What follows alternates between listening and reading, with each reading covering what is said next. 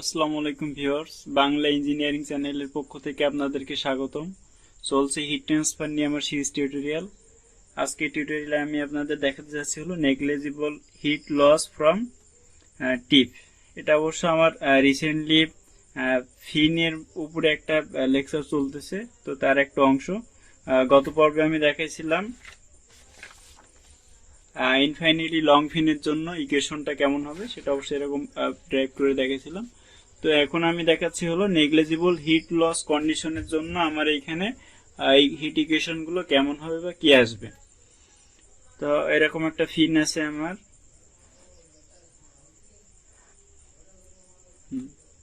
এখন negligible heat loss তার মানে হলো এখানে যে টিপটা আছে, ফিন টিপটা, এটাকে আমরা একটু ইনসুলেট করে দিচ্ছি। এখান থেকে আমরা ইনসুলেট করেছি, মানে এখান থেকে আমাদের হিটটা বের হতে পারবে না এক কথায়। হ্যাঁ, তো এটার লেন্থ যদি আমরা এল ধরে নেই, তার মানে কি হবে, এক্স ইকুয়ালস টু এল। আমার এটা হলো অ্যাক্সিসটা দিয়ে দেয়, এই বরাবর আমার কি এক্স অ্যাক্সিস চলতেছে।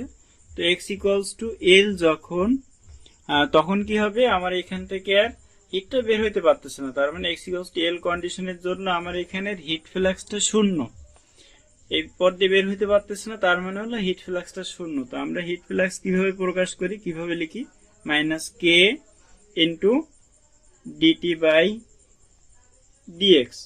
এর মানটা কি আসতেছে, শূন্য। তো তার মানে এখান থেকে যদি আমরা ওই যে আমরা তো বলছিলামই আর কি, ডিটি বাই ডিএক্স যা ডি থিটা বাই ডিএক্স ও তাই আর কি, এর আগের ভিডিওতে বলা হয়েছিল। তো এখান থেকে তাহলে কি হবে, এটা এই পাশে পাঠিয়ে দিয়ে আমরা এখান থেকে কি লেখা যাবে, এটা কিন্তু এক্স ইকুয়ালস টু এল কন্ডিশনের জন্য, এটা আমার উল্লেখ করা লাগবে। এই লিমিট অনুসারে আমার এখানে ডিফারেন্সিয়েশন করা লাগবে। তো এখানে আপনারা কি দেখতেছি, d theta by dx, x equals to l equals to শূন্য। তো ডি থিটা, আমরা যে থিটার মান কিন্তু আমরা জানি, থিটা ইকুয়ালস টু কি ছিল আমাদের, যে ফিন ইকুয়েশন থেকে বের করছিলাম, c one e to the power M x plus c two e to the power minus M x. তো এখানে থিটার মানটা বসাইলে কি আসবে, এখান থেকে যে ইন্টিগ্রেশন ডিফারেন্সিয়েশন করা হয় থিটার মানটা বসাই, তার মানে এরকম একটা ফর্ম চলে আসবে আর কি। তো আমি যদি এর আর কি ডিফারেন্সিয়েশন করি এক্স এর সাপেক্ষে, তার মানে C one into M e to the power M X আসবে, C one into M e to the power M X. হ্যাঁ, তারপরে প্লাস না আর কি, এইটারে যদি যখন আমরা ডিফারেন্সিয়েশন করব এক্স এর সাপেক্ষে, তখন কিন্তু এটা মাইনাস এমটা আগে চলে আসবে, তার মানে c two into minus m. তো আমি মাইনাসটা আগে দিয়ে দিচ্ছি, তো c two into M e to the power minus M x. আচ্ছা, এখানে কন্ডিশনটা কি, এক্স ইকুয়ালস টু এল কন্ডিশনে, তো এটা সমান শূন্য। তো এক্স ইকুয়ালস টু এল, আমার এখন আর কি এক্স এর জায়গায় এল এর মানটা বসানো লাগবে। এই যে এক্স আছে, এখানে এল এর মান, এক্স এর মান বসাবো এল, এক্স এর জায়গায় এল এর মান এল বসাবো। তো বসালে কি আসবে, C one into m into e to the power M l minus c two into M e to the power minus M L equals to শূন্য। তো এখন এখানে আমরা দুই পাশে নিয়ে যাচ্ছি আর কি, সি ওয়ান ইকুয়ালস টু কি আসতেছে এটা, তো c one equals to c one into M e to the power M L equals to আসতেছে আমার এখানে equals to c two e to the m into e to the power minus M L. এই m M কাটা গেল, তার মানে আমার কি থাকতেছে, C one by C two by C one দেয়, C two by C one সমান কি, এইটার নিচে এটা C two by C one, তার মানে এটার নিচে এটা চলে যাবে আর কি। তো কি আসবে, e to the power M L divided by e to the power minus M L. তো এই একটা এই কন্ডিশন আমরা পেয়ে গেলাম। আমরা কিন্তু আরেকটা কন্ডিশন জানি, আমরা যে ফিন ইকুয়েশন দেখানোর সময়, আমরা ফিন ইকুয়েশন দেখানোর সময় বলছিলাম কি, theta nought equals to c one plus c two. আচ্ছা, এখান থেকে আমরা একটা মান বসাই দিই আর কি, বা আমরা c one plus c two সমান থিটা নট লিখতে পারি এখান থেকে। তো এখান থেকে কি আমরা সি টু এর মানটা যদি এখান থেকে বের করি, তো সি টু সমান কি আসতেছে, সি টু সমান সি ওয়ান ইন্টু এটা আসতেছে আর কি।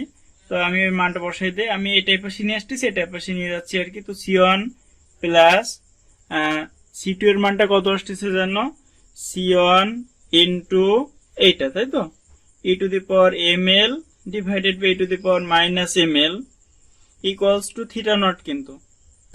তো আমার এখন এইখান থেকে কি সি ওয়ানটা কমন নিব, সি ওয়ানটা কমন নিয়ে বাকিগুলো এই পাশে পাঠে, এখান থেকে আমরা এর মানটা কত আসে সেটা বের করে নিব আর কি। তো সিওনটা কমন নিলে কি আসবে? হ্যাঁ, সিওনটা যদি এখানে কমন নেওয়া হয় তো কি লেখা যাবে? সিওন ইন্টু 1 প্লাস, হ্যাঁ, C one into 1 plus e to the power M L divided by e to the power minus M L, তাই তো? আর ইকুয়ালস টু কি? Theta not. আচ্ছা, এরপরে আমরা এখান থেকে যদি হিসাব কিতাব করি, লসাগু করলে কি আসবে? হ্যাঁ, উপরে শুধু আমার আর কি e to the power minus M L plus e to the power M L আসবে, আর এটা যদি আমরা আবার এপাশে পাঠাই দিই তার মানে আলটিমেটলি আমার এরকম একটা ফর্ম চলে আসবে, C one equals to theta not into e to the power minus M L divided by e to the power minus M L plus e to the power M L. তো সিওনের মান কিন্তু আমরা এখানে দুইটা আননোন কনস্ট্যান্ট ছিল আর কি, একটা সিওন আর একটা সি2। আমরা কিন্তু এখানে সিওনের মানটা বের করতে সক্ষম হলাম। এখন আমাদের টার্গেট হলো সি2 এর মানটা বের করা আর কি। তো সি2 এর মানটা কিভাবে বের করব? এই যে আমরা এখানে কন্ডিশন দেখলাম না, সি2 বাই সিওন সমান এইটা, তার মানে কি সি2 সমান কি ছিল? C one into e to the power M L into e to the power minus M L. এইখানে জাস্ট আমরা সিওন এর মানটা বসাই দিব, বসাই দিলে এখান থেকে আমাদের সি2 এর মানটা চলে আসবে আলটিমেটলি। তো সি2 সমান কি? সি2 সমান সিওন ইন্টু এটা, কিন্তু তো সিওন এর মান কিন্তু আমরা এখানে পেয়ে গেলাম theta not into e to the power minus M L divided by e to the power minus M L plus e to the power M L, হ্যাঁ, ইন্টু এইটা, তাই না? E to the power M L divided by e to the power minus M L. তো এখানে কি হবে?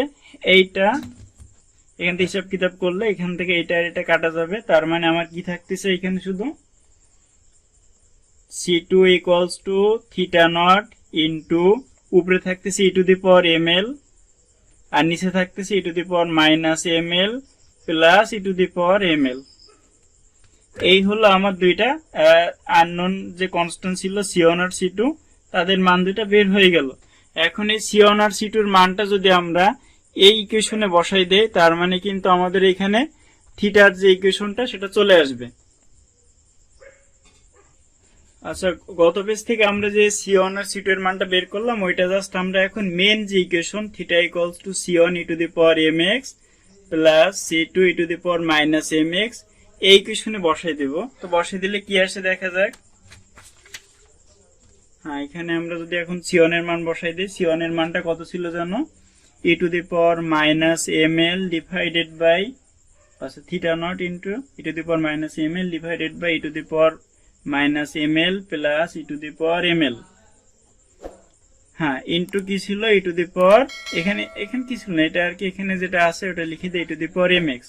এখন আমরা সি2 এর মান বসাবো। সি2 এর মানটা কত ছিল জানো? Theta not into e to the power M L divided by e to the power minus M L plus e to the power M L.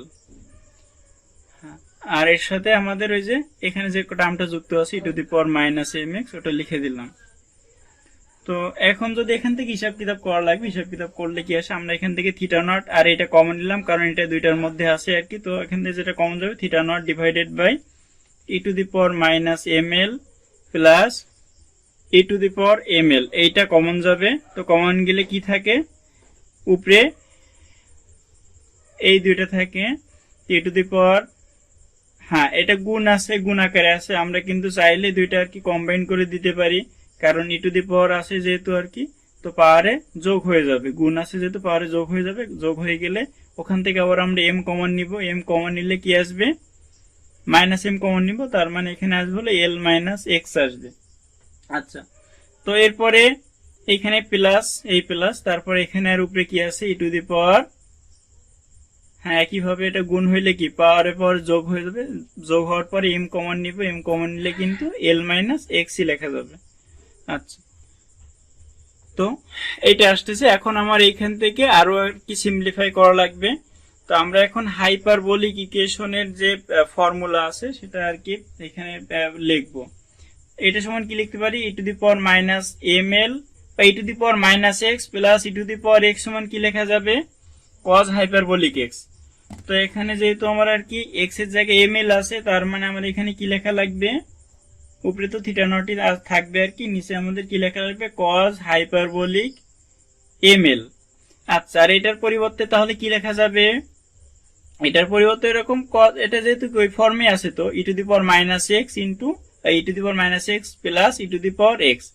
এটার পরিবর্তে কিন্তু আমরা cos হাইপারবোলিক এক্স লিখতে পারবো, বাট এখানে আমার এক্স এর পরিবর্তে আছে কি m into l minus x. তো এখানে আসবে হলো cos hyperbolic m into l minus x. আচ্ছা, আমার এখানে থিটার মান কিন্তু চলে আসলো। তো এখান থেকে আমরা ওই যে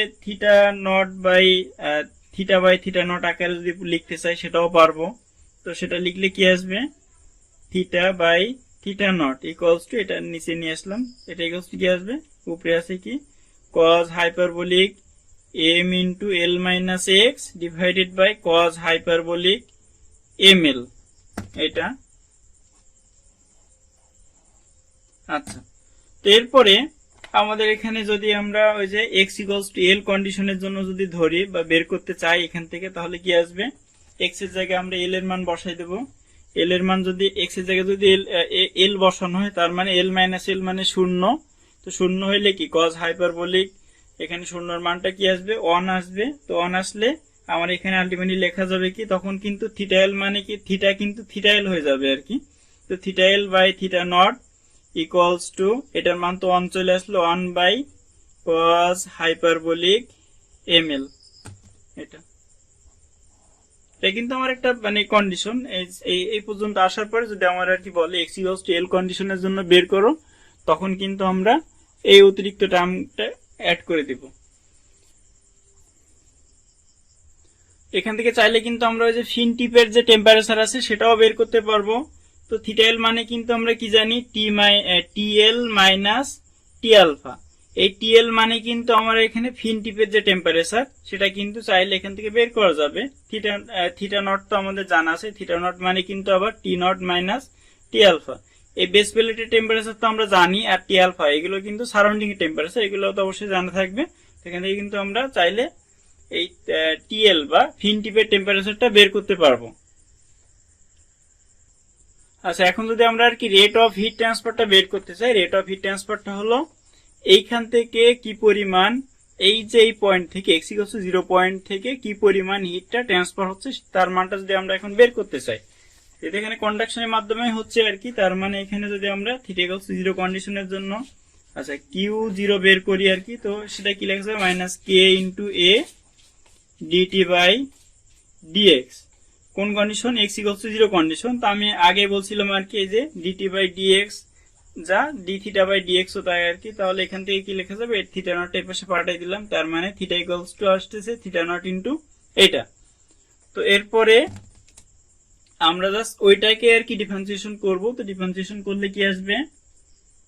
মানে এক কথায় ডিফারেন্সিয়েশন হবে কি d by dx of dt by dx মানে কি ডি থিটা বাই ডিএক্স, তার মানে কি থিটা ডিফারেন্সিয়েশন করবো। থিটা মানে কি আবার এখানে দেখতেছি হলো theta not into cos hyperbolic m into l minus x divided by cos hyperbolic ml। একে যদি আমরা আর কি এক্স এর সাপেক্ষে ডিফারেন্সিয়েশন করি, এই কনস্ট্যান্ট এর তো আমার ইফেক্ট পড়তেছে না, নিচেরটাও কিন্তু কনস্ট্যান্ট, তার মানে শুধুমাত্র এর ডিফারেন্সিয়েশন করা লাগবে। এই cos hyperbolic m into l minus x এর ডিফারেন্সিয়েশন করলে কি হবে? আমরা কিন্তু ফার্স্টে এইটাকে আর কি এক্স ধরে নিব, আর আমরা জানি cos হাইপারবোলিক এক্স এর ডিফারেন্সিয়েশন করলে কি হবে? sin হাইপারবোলিক এক্স হবে। তো sin হাইপারবোলিক এক্স হবে, আবার এটাকে ডিফারেন্সিয়েশন করলে কি হবে? m into l minus x l minus x করলে কি হবে? মাইনাস 1 হবে, আর এটা তো এম তো বাইরে থাকতেছে, তার মানে আমার আলটিমেটলি যেটা হবে আমি ফাইনালি এখানে লিখে দিচ্ছি। তো মাইনাস কে ইন্টু এ, আর এই ডিফারেন্সিয়েশনটা যদি লিখি তাহলে কি আসবে? থিটা নটটা এটা কনস্ট্যান্ট, এটা কোনো পরিবর্তন হইল না, নিচেরটাও তো কনস্ট্যান্ট, এখানে যেহেতু এক্স এর টার্ম নেই যেহেতু সেজন্য কিন্তু এটা কনস্ট্যান্ট, তার মানে cos hyperbolic ml cos hyperbolic ml, আর উপরে কি আসতেছে?